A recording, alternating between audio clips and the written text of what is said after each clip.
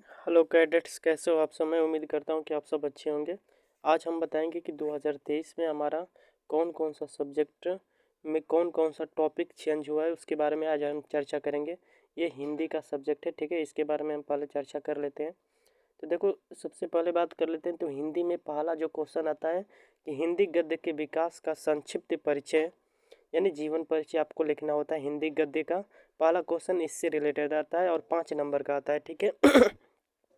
दूसरे क्वेश्चन की बात कर लें तो हिंदी पद्य के विकास का संक्षिप्त परिचय लिखिए। तो एक जीवन परिचय आपका गद्य का आता है और दूसरा जीवन परिचय आपका आता है पद्य का, अर्थात पोएट्री का, ठीक है। अगर हम तीसरे कंसेप्ट की बात करते हैं तो तीसरा कहता है कि काव्य सौंदर्य के तत्व कौन कौन से होते हैं। जैसे रस में आपका हास्य रस हो गया, करुण रस हो गया। इसका परिभाषा और उदाहरण सहित लिखना होता है, जो कि एक एक नंबर का होता है। अलंकार में रूपक अलंकार, उपमा अलंकार एवं उत्प्रेक्षा अलंकार तीनों के बारे में लिखना होता है और तीन में से किसी एक के बारे में लिखना होता है और उदाहरण सहित समझाना होता है, ठीक है।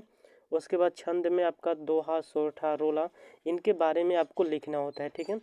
चौथा क्वेश्चन की अगर हम बात कर लेते हैं तो चौथा क्वेश्चन में आपका आता है हिंदी व्याकरण से संबंधित कुछ क्वेश्चंस आते हैं, जैसे वो 4 नंबर के होते हैं। आपको उपसर्ग ढूंढना होता है और वो भी इम्पोर्टेंट कौन कौन सा होता है। तो अन, अधि, अप, अनु, उप, सह, निर, अभि, परि, सु इत्यादि। अगर प्रत्यय की बात कर लेते हैं तो जिसके लास्ट में आई आता है, जैसे आई, इसके एग्जाम्पल हो गए मिठाई, प्रत्यय, ता, पन, वा, हट, वट इत्यादि। समास में आपको सिर्फ द्विगु समास के बारे में पढ़ना है। दो समास होता था, एक दीर्घ एक द्विगु, तो दीर्घ को हटा दिया है, बस आपको कौन सा पढ़ना है। जो हटाया उसको लास्ट में बताएंगे, ठीक है। आप वीडियो पर बने रहें।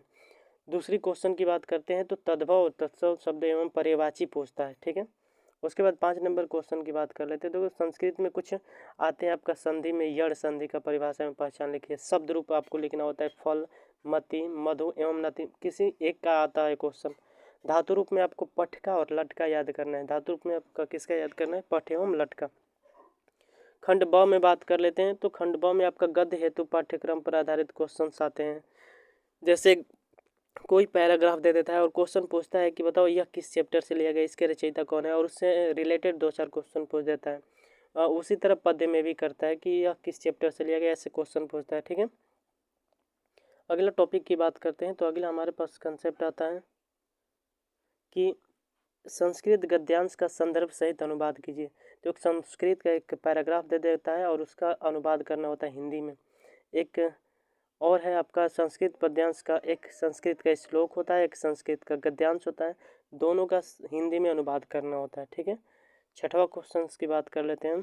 तो निर्धारित गद्य खंड के पाठ्य वस्तु से संबंधित लेखकों का जीवन परिचय एवं उनकी प्रमुख रचना का नाम लिखिए, जो कि आपको 6-6 मार्क या 55 नंबर का होता है, जो आपको करना होता है। और ये फिक्स होती है कि कौन सा आएगा, मैं आपको बताऊंगा आगे, ठीक है। संस्कृत खंड के पाठ्य पुस्तक से एक श्लोक लिखना होता है। तो कोई श्लोक एक याद कर लो, जो कि बहुत ज़्यादा इंपॉर्टेंट होता है। संस्कृत खंड काव्य के पुस्तक पर आधारित प्रश्नों का किन्हीं 2 संस्कृत का उत्तर देना होता है, ठीक है। निबंध आपका आ जाता है, एक निबंध 9th नंबर का आ जाता है। आप इसका प्रैक्टिस करें।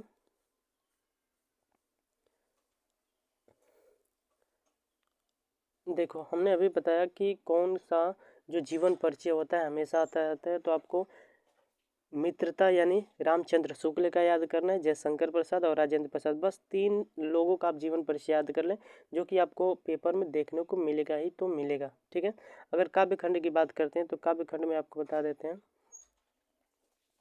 कि काव्य में कौन सा आएगा। देखो, एक सूरदास हो गए, तुलसीदास, रसखान, महादेवी वर्मा, इनका हमेशा आना ही है तो आना ही है, ठीक है। तो आप इसको भी लर्न कर लें। संस्कृत की बात कर लेते हैं तो संस्कृत में जैसे वाराणसी वाला चैप्टर हो गया आपका, चंद्रशेखर भारतीय संस्कृति वीर वीरेण पूज्यते, ये सब चैप्टर बहुत ज़्यादा इंपॉर्टेंट है। और उससे भी ज़्यादा इंपॉर्टेंट आपका है जीवन सूत्राणी। इससे 2 या 1 क्वेश्चन जरूर आना है, ठीक है। उसके बाद बात कर लेते हैं आपका मुक्तिदूत, ज्योति जवाहर, अग्र पूजा, मेवाड़ मुकुट, जय सुभाष। इसमें से केवल आपको एक ही याद करना है, वो पहला। वो आप अपने जिले के वाइज देख सकते हैं, वो आप अपने जिले के वाइज देख सकते हैं कि आपके ज़िले में कौन पूछा गया। तो हम लोग को जिले में सिर्फ मुक्तिदूत के बारे में आता है, तो मुक्तिदूत याद करेंगे, ठीक है। अब बात कर लेते हैं कि कौन सा क्वेश्चन आप